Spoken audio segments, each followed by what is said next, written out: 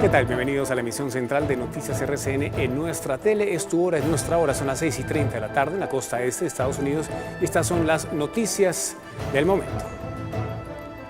Con la selección de los jurados comienza el juicio contra el joven acusado de los atentados durante la maratón de Boston.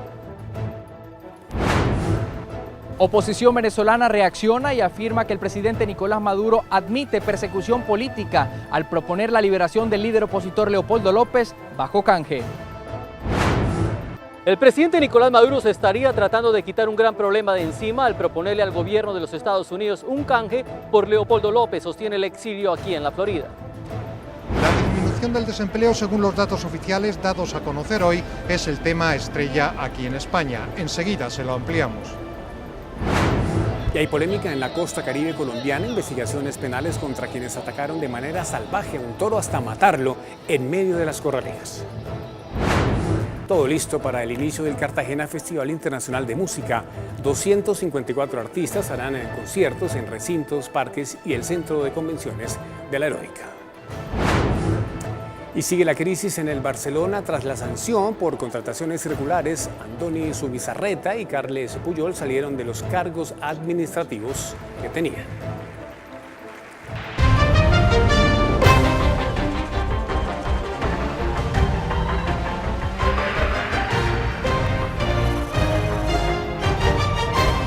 Muy bien, aquí estamos y empezamos en Estados Unidos. La noticia del momento: empezó el juicio contra el joven acusado del atentado terrorista en la maratón de Boston, en Washington. Está Marta Lucía Ávila. Marta, es tu hora, ¿qué tal?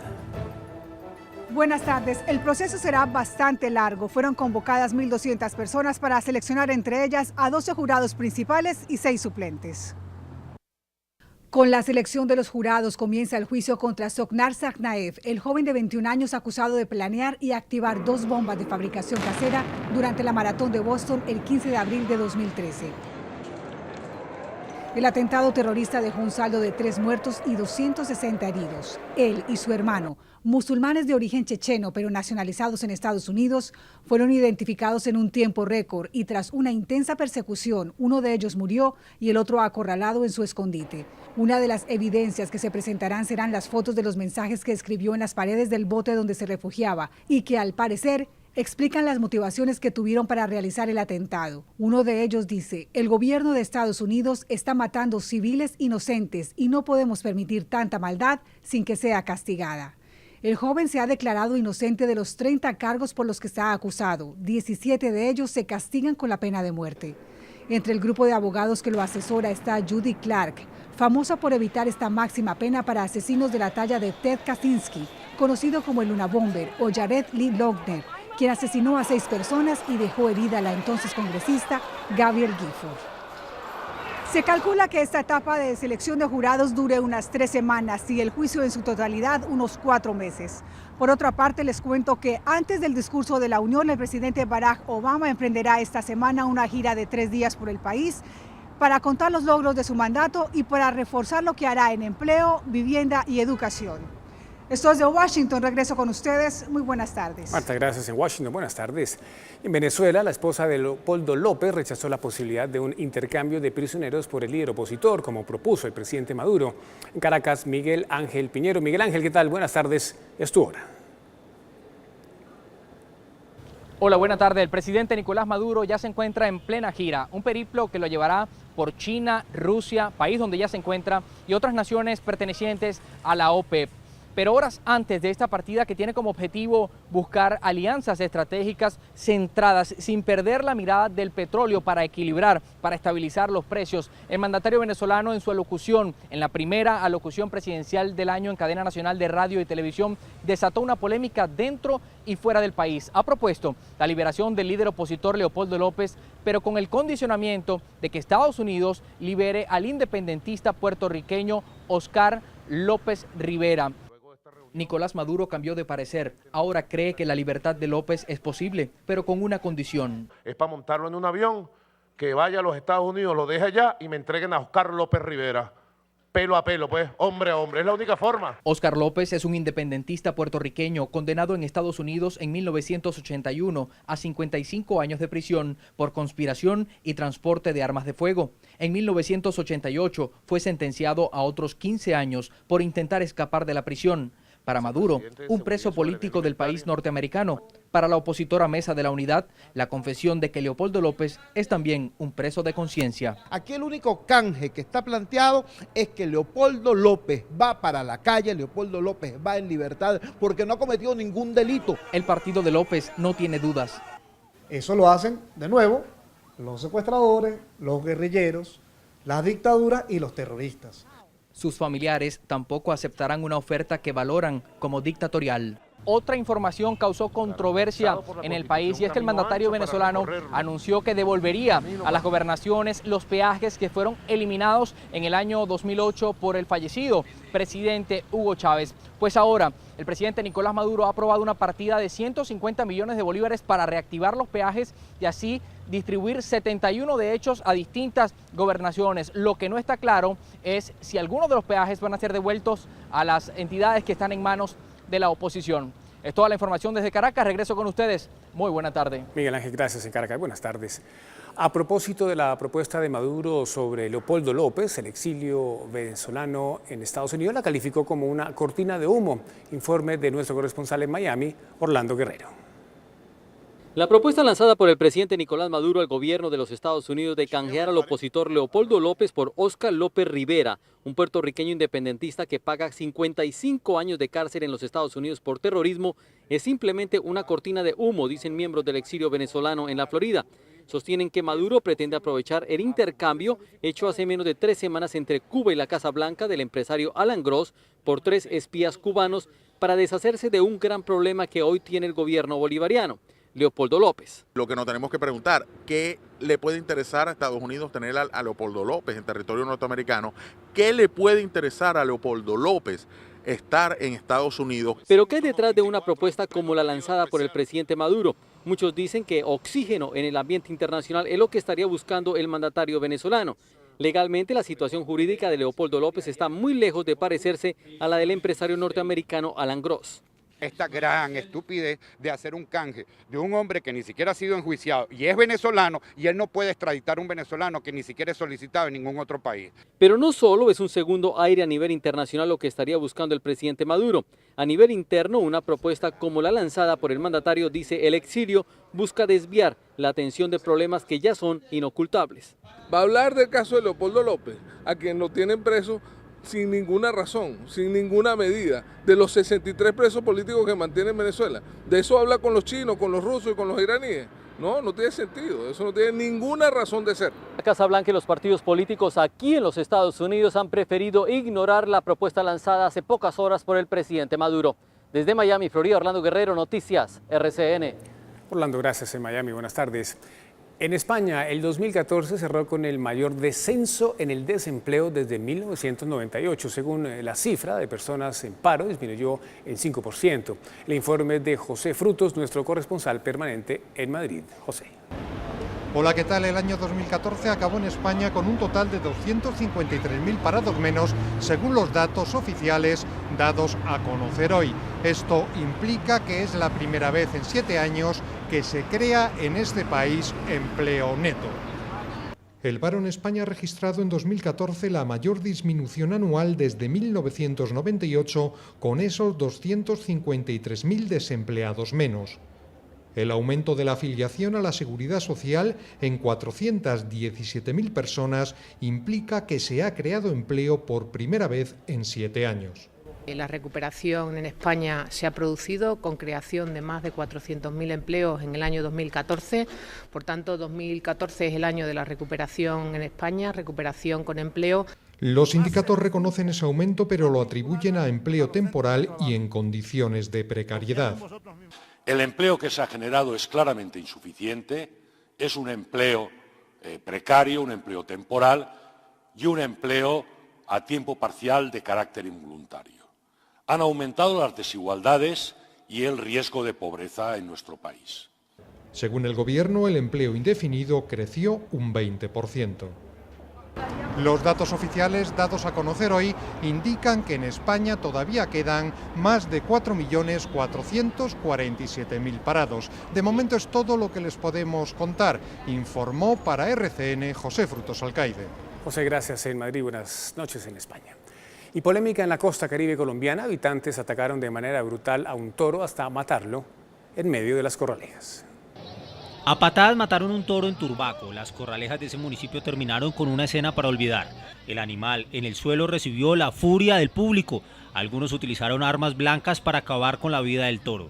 El ministro de Justicia dijo que ya hay investigaciones penales en contra de las personas que participaron en el brutal ataque. Pues por ahora lo que va a haber es una investigación penal contra las personas que participaron en esos hechos. El gobierno aseguró que debe haber correctivos en la alcaldía de Turbaco. De la administración local también esperamos que haya correctivos a futuro porque esos desmanes no se pueden tolerar. Más allá, si hay cárcel para los agresores de los animales, el ministro de Justicia, Yesir Reyes, dijo que estos hechos no se deben volver a presentar. Lo que importa es que haya una reacción de parte del Estado que le deje claro a las personas, no solo a las personas que intervinieron en el hecho, sino a la ciudadanía en general, que esa clase de conductas son desaprobadas y no se pueden reiterar. La Procuraduría evalúa si abre investigación contra las autoridades administrativas encargadas de controlar el desarrollo de las corralejas. Explosión de una polvorería cerca de Bogotá, 40 casas afectadas, 20 de ellas están en muy mal estado. Vecinos y viajeros grabaron la emergencia.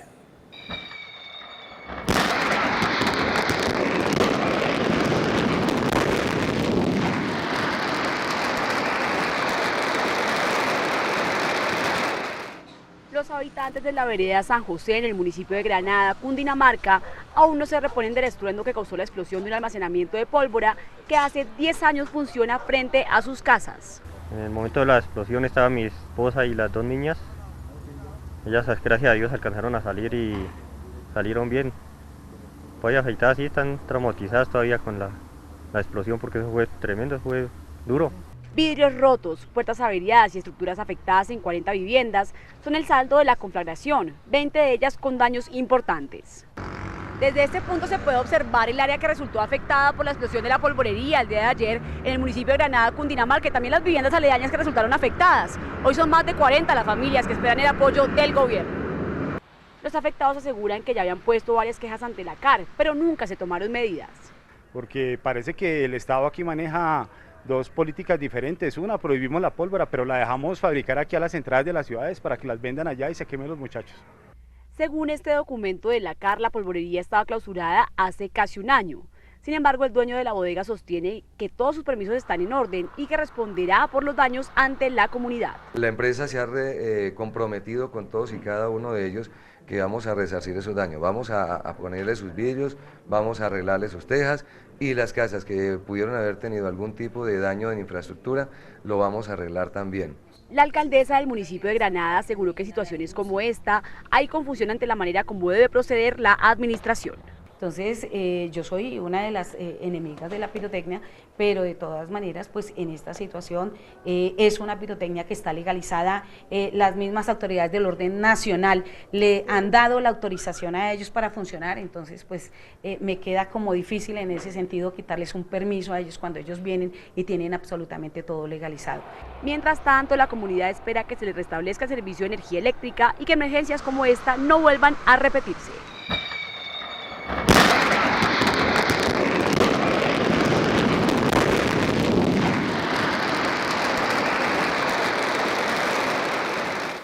Y fue identificada la mujer que tiene problemas a la corona británica. Virginia Roberts es la persona que acusó al príncipe Andrés de Inglaterra de obligarla a mantener relaciones sexuales cuando ella tenía apenas 17 años. Según la prensa estadounidense, el duque de York logró la inmunidad judicial hace 8 años. Muy bien, sigan con nosotros, tenemos muchas noticias. Espera la información deportiva con José Fernando Neira y nosotros en segundos regresamos.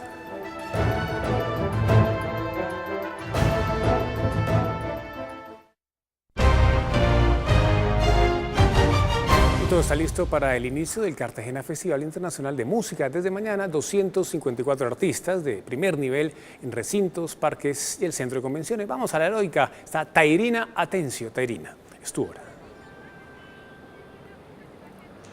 Muy buenas tardes, Juan Eduardo, los saludo aquí desde el Baluarte de San Ignacio. Así como usted lo menciona, ya Cartagena está preparada para recibir a artistas nacionales e internacionales que van a deleitar con la música internacional en el Cartagena Festival Internacional de Música. Serán varios días donde serán 32 conciertos y esos artistas obviamente se presentarán en el Centro de Convenciones de Cartagena, pero también en los barrios populares de la ciudad.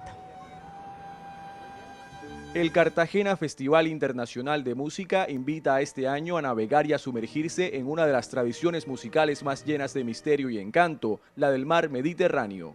La cultura musical de la España, de la Italia, de la Grecia, de la Turquía, de la Israel, del norte, del Magreb.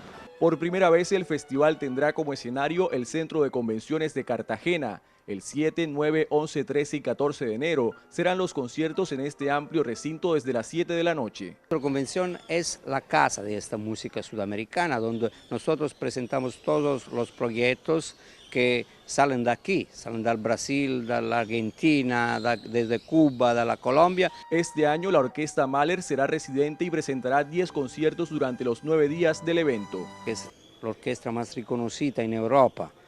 Después está el Cuarteto Casal, el director Curiensis, Brunello. Más de 25.000 asistentes participarán en los 32 conciertos que serán interpretados desde este miércoles por 254 artistas.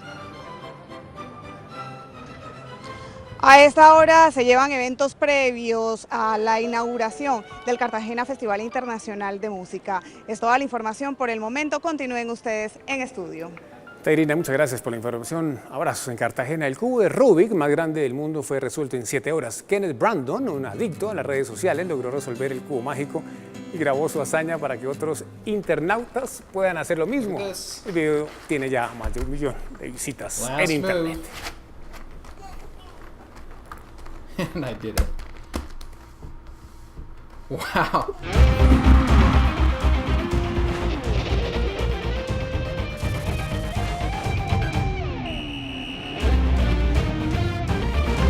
Hola, ¿qué tal? Bienvenidos a los deportes. La derrota de Barcelona frente a Real Sociedad por la fecha 17 de la Liga Española inició una crisis en el equipo catalán. El primero en ser separado tras una seguidilla de críticas fue Andoni Zubizarreta, quien se desempeñaba como director deportivo del equipo. Unos minutos más tarde anunció Carles Puyol su renuncia al cargo de secretario de la dirección deportiva. Pero las cosas no paran aquí. Hay fuertes rumores sobre una mala relación entre Leo Messi y el técnico Luis Enrique. Después de la derrota frente a la Real Sociedad, la situación en el Barcelona parece explotar, o por lo menos comienza a prenderse el ventilador. Ya el viernes pasado hubo una discusión entre el técnico Luis Enrique y Lionel Messi, que al parecer terminó llevando al 10 argentino al banco del estadio de Anoeta, junto a Alves, Neymar, Rakitic y Piqué. Es un banco multimillonario. Hoy, víspera al Día de Reyes, no todos los magos asistieron al entrenamiento de puertas abiertas que ofrece el equipo al público. El gran ausente fue Lionel Messi por una supuesta gastroenteritis que dejó muy molesto al técnico del Barcelona, quien se lo habría hecho saber a todo su entorno. Mientras que esto sucedía en la práctica matinal, en las oficinas del club el presidente del Barcelona, José María Bartolomé, decidió rescindir el contrato del director deportivo Antonio Zubizarreta, quien llevaba en el cargo desde julio de 2010. A la salida de Zubizarreta se suma en las últimas horas la renuncia de Carles Puyol como asesor deportivo. Bien, seguimos en Europa para hablar de los triunfos de Lazio en Italia y Córdoba en el complemento del campeonato español. Nos vamos a Italia, Lazio 3, Sampdoria 0, un amigo suyo, vea, mire, aquí está. Juan Eduardo, buen centro y el remate es de Marco Parolo para el 1-0. Después llegaría esta acción. 3 minutos más tarde, el 2-0 por intermedio de Felipe Anderson de media distancia. Para la Lazio, que ganaría 3-0, con la anotación a los 66 minutos, jugada por derecha de Filip Djordjevic, definiendo sobre las 5:50 para el triunfo del equipo romano. Nos vamos ahora a España. Córdoba 2, Granada 0. Primera anotación, Nibil Gilas a los 16 minutos para Córdoba. Centro por derecha y la anotación. Después la lesión del colombiano John Córdoba a los 34. Un tirón al parecer. Entra Alfredo Ortuno tras la lesión del atacante colombiano. Llegaría a los 44 el 2-0 para el Córdoba. Pase de Fede. por izquierda y define Florín Andone para el triunfo. Van a ver la continuación del equipo cordobés, aquí marcando para la definición, superando al Granada 2-0 en el complemento de la fecha española. Bueno, video viral en las redes sociales. El protagonista es James Rodríguez. Resulta que al árbitro del partido ante Valencia, Jesús Gil Manzano, se le cayó una tarjeta roja y el colombiano, muy atento, se la entregó. Por un instante pareció que James le sacara tarjeta roja al juez central. De todo hay en las redes sociales, nadie se pierde la posibilidad de subirlas allí a la red y ahí está la tarjetica en la mano, pero para entregarla. Bueno, hay tensión en el fútbol mundial porque Israel impidió el paso de dirigentes de la FIFA que iban para la Franja de Gaza. La delegación de la máxima rectora del fútbol iba a inspeccionar varias canchas de fútbol destruidas por los bombardeos del Estado judío. FIFA reconoce a Palestina, recordemos, desde 1998 como un miembro con plenos derechos. Cambiamos ahora de deporte. El catarí Nasser Al-Attiyah se quedó con la segunda etapa del Rally Dakar. La fracción a 10 kilómetros de la meta tenía dueño, era el argentino Orly Terranova. Él dominaba en autos, pero un accidente lo dejó sin el festejo. Al-Attiyah aprovechó el impasse del mendocino para quedarse con la etapa que se disputó entre las localidades de Carlos Paz y San Juan. La general sigue en poder del catarí. Ginel de Villiers lo escolta. Mañana se disputará la tercera etapa de la tradicional competencia que se corre, recordemos, en Argentina, Chile y Bolivia. José Fernando, muchas gracias. Noticias RCN entrevistó a la defensora de derechos humanos más importante de Irán. Ganó el 2012 el premio Sájarov del Parlamento Europeo. Informe de Catalina Gómez, es nuestra corresponsal permanente en Oriente Medio.